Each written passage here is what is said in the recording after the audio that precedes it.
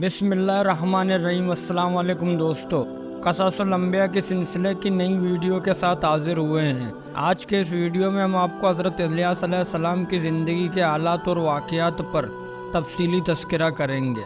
یاد رہے کہ حضرت الیاس علیہ السلام اللہ تعالیٰ کے نبی اور حضرت ہارون علیہ السلام کی اولاد میں سے تھے۔ آپ علیہ السلام تقریباً 900 سال قبل مسیح اردن کے شہر جلاد میں پیدا ہوئے۔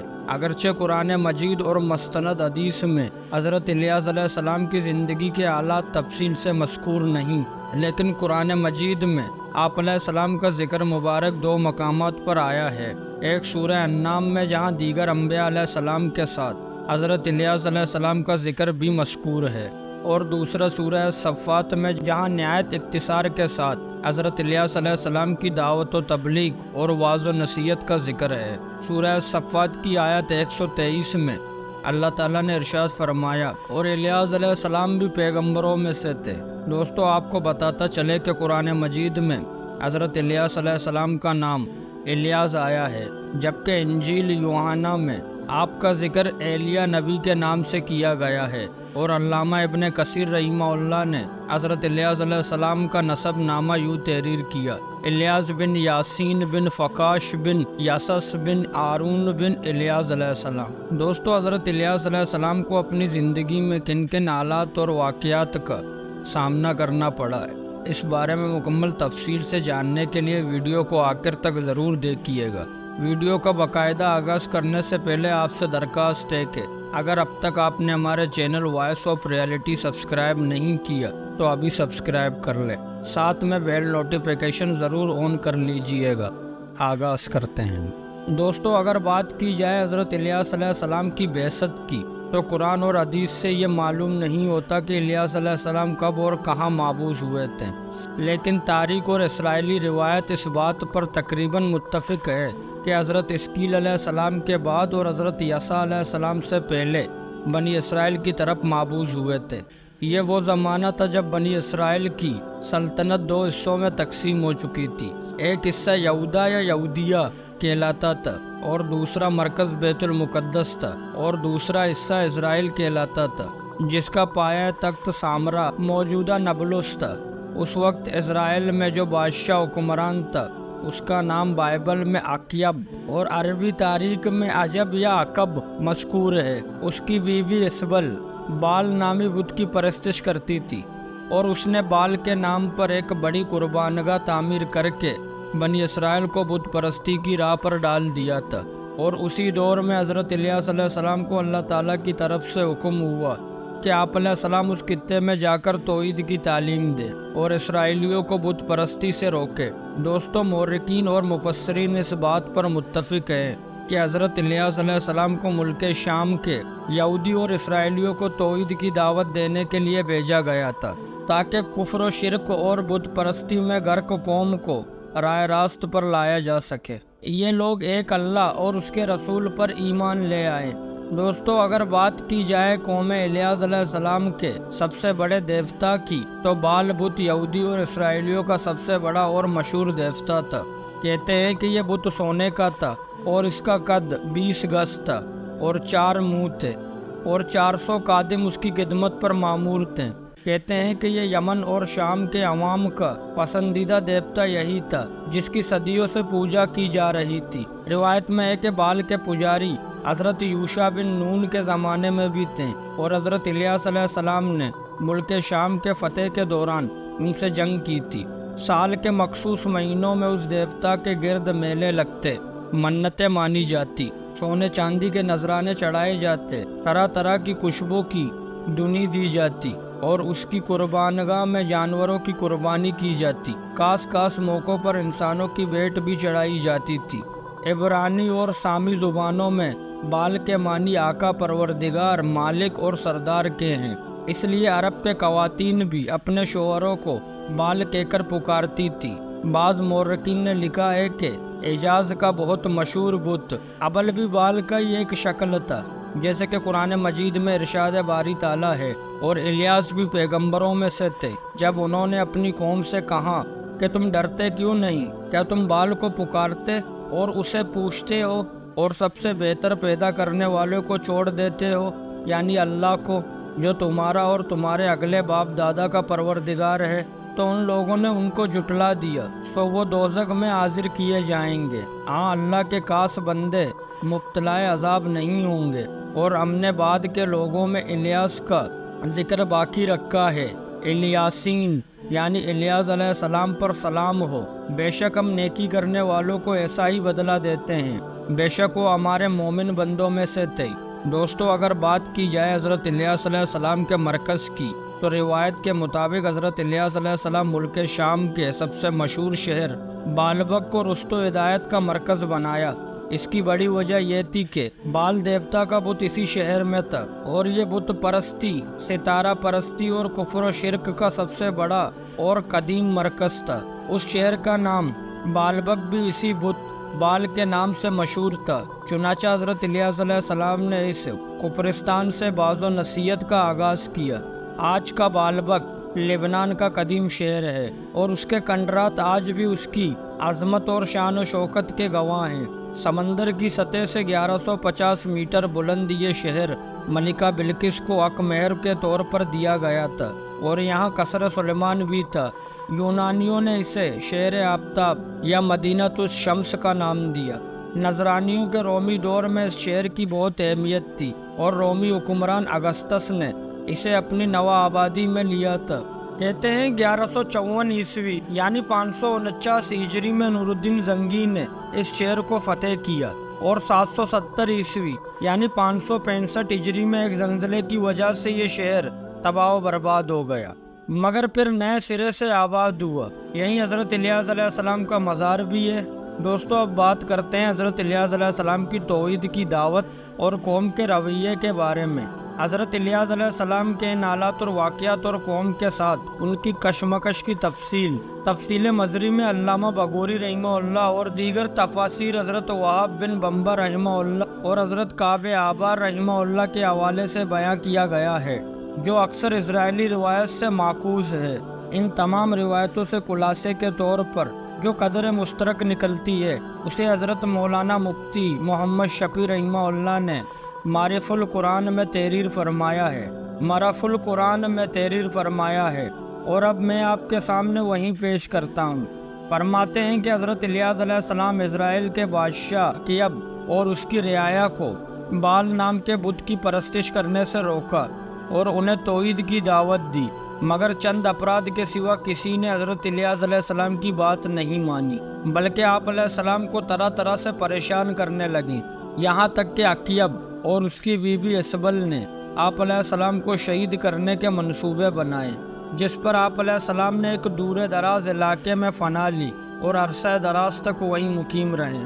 بعد ازاں آپ علیہ السلام نے دعا فرمائی کہ اسرائیل کے لوگ قحط سالی کا شکار ہو جائیں، تاکہ اس قید کو دور کرنے کے لیے آپ علیہ السلام ان کو معجزات دکھائیں تو شاید وہ ایمان لے آئیں۔ چنانچہ انہیں شدید قحط نے مبتلا کر ڈالا۔ اس کے بعد حضرت الیاس علیہ السلام اللہ تعالیٰ کے حکم سے عقیب سے ملے اور اس سے کہا کہ یہ عذاب اللہ تعالیٰ کی نافرمانیوں کی وجہ سے ہے، اگر تم اب بھی باز آ جاؤ تو یہ عذاب دور ہو سکتا ہے۔ میری سچائی کے امتحان کا بھی یہ بہترین موقع ہے۔ تم کہتے ہو کہ اسرائیل میں تمہارے معبود بال کے 450 نبی ہیں، تم ایک دن ان سب کو میرے سامنے جمع کر لو، وہ بال کے نام پر قربانی پیش کرے اور میں اللہ کے نام پر قربانی کروں گا، جس کی قربانی کو آسمانی آگ آ کر بسم کر دے گی، اس کا دین سچا ہوگا۔ سب نے اس تجویز کو خوشی خوشی مان لیا۔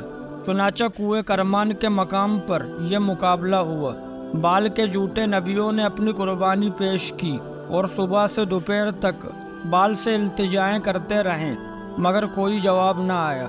اس کے بعد حضرت الیاس علیہ السلام نے اپنی قربانی پیش کی۔ یہ دیکھ کر بہت سے لوگ سجدے میں گر گئے، کیونکہ ان پر حق واضح ہو گیا تھا، لیکن بال کے جھوٹے نبی اب بھی نہ مانے۔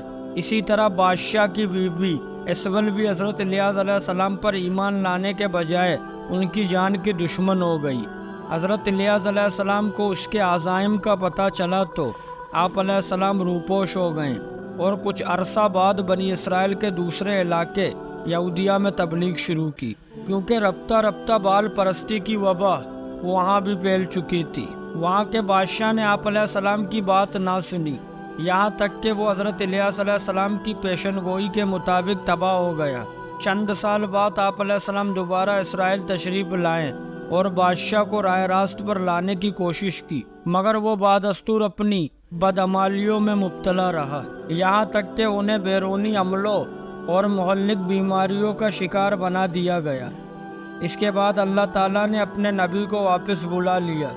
दोस्तों, हज़रत काब अहबार रहिमहुल्लाह अलैह से मनकूल है कि हज़रत इलियास अलैहिस्सलाम बादशाह के जुल्म सितम से तंग आकर एक गार में रहने लगे और तकरीबन 10 साल का अरसा रूपोशी में बसर किया। फिर अल्लाह ताला ने उस बादशाह को हलाक कर दिया।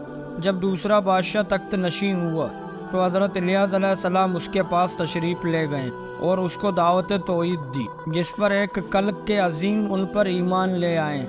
सिर्फ 10,000 अपराध बाकी रह गए जो कत्ल कर दिए गए। दोस्तों, कुछ लोग ये सवाल भी करते हैं कि क्या इलियास का दूसरा नाम इदरीस है? तो मुफस्सिरीन में से एक छोटे से गिरोह का कहना है कि हज़रत इलियास अलैहिस्सलाम हज़रत इदरीस अलैहिस्सलाम का दूसरा नाम है और इन दोनों शख्सियत में कोई फ़र्क नहीं। बाज़ बुज़ुर्गों ने भी कहा है कि हज़रत इलियास अलैहिस्सलाम और हज़रत इदरीस अलैहिस्सलाम में कोई फ़र्क नहीं, मगर मोर्रिकीन ने इन अक़वाल की तरदीद की है। कुरान मजीद में भी हज़रत इदरीस अलैहिस्सलाम और हज़रत इलियास अलैहिस्सलाम का जुदा जुदा ज़िक्र आया है और इन दोनों को एक करार देने की गुंजाइश नज़र नहीं आती। इसलिए हाफ़िज़ इब्न कसीर रहिमहुल्लाह अलैह ने अपनी तारीख़ में दोनों को अलग अलग नबी करार दिया है।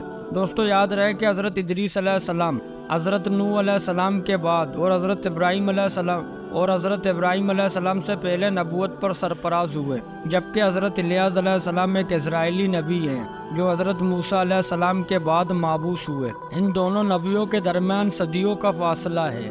नाचा तिबरी रहिमहुल्लाह अलैह लिखते हैं कि हज़रत इलियास अलैहिस्सलाम के चाचाजाद भाई हज़रत यासा अलैहिस्सलाम थे और उनकी बेसत हज़रत इस्कील अलैहिस्सलाम के बाद हुई।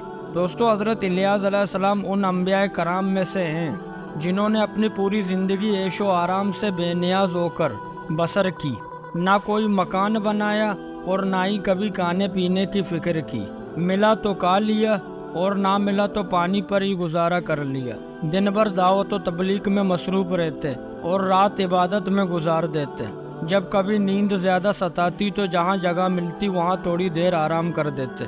सफ़रनामा अर्ज़ कुरान में ये तहरीर है कि वादी सीना में वाक़िए जबल तूर पर मकाम इलियास वो जगह है जहाँ हज़रत इलियास अलैहिस्सलाम सांबरा से भाग कर रूपोश हुए थे। दोस्तों, एक और सवाल जो लोग करते हैं वो ये है कि हज़रत इलियास अलैहिस्सलाम ज़िंदा हैं या वफ़ात पा चुके। ये मसला मुफस्सिरीन और मोरिकीन के दरमियान भी ज़ेर बहस रहा है।